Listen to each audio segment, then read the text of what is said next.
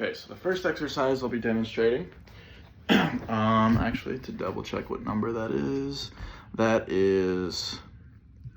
3-2. So this is with the yoga ball. This is to work on alignment. Don't have a yoga ball, but I'll be demonstrating on this pillow today. So you'll start off, just kind of sit on it, get comfortable, and then I'll try to do this kind of at the side so you can see a little bit better. But then tell your student to kind of roll their hips forward, kind of put their butt more on the front side of the ball, and you'll kind of see them start to hunch.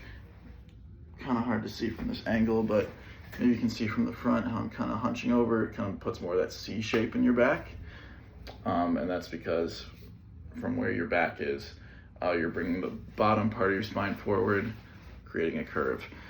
So then bring it back and then overcompensate how much further you go back, and your butt will kind of be sitting on the back side of that ball.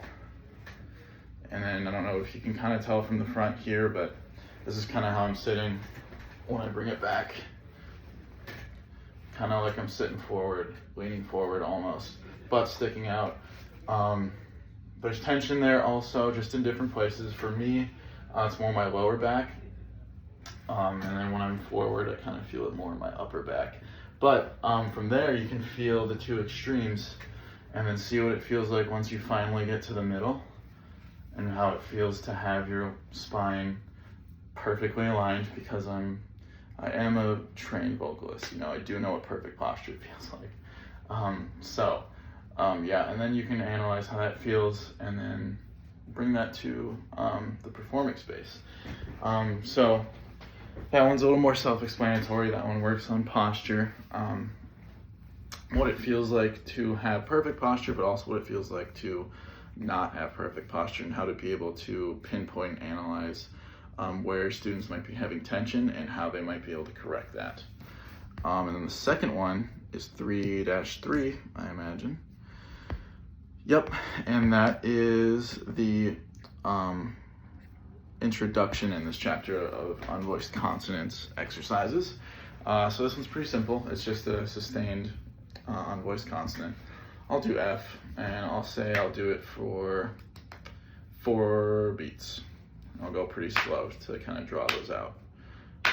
So I don't have access to a metronome, so this is what we'll do since I'm doing this on my phone.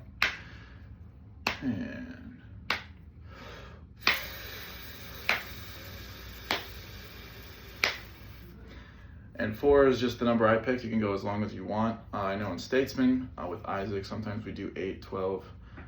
Even one time we made a competition to see who could go the longest. But the goal there is you really give your students a chance to feel the antagonistic relationship in your muscles with inhalation and exhalation. Really kind of just pointing out how your bottom half kind of blows up like a balloon when you inhale. All these muscles kind of relax to make room for air to be brought into your lungs. Whole Boyer's Law thing, lowering air pressure to bring in air. But then where I kind of notice a more intense physical sensation is on the other side of that, on the exhale. You kind of feel your abdominal muscles and those intercostals in your ribs contracting to force air out, especially when you start to run out of air. You feel like you are. It squeezes harder to bring out more air. So with that, also forgot to mention with this, everything in your mouth and your neck and everything up here should be super relaxed.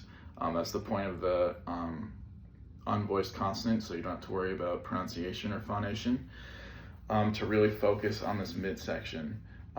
And that'll kind of help you train more breath control, and also bringing more attention to body awareness as well.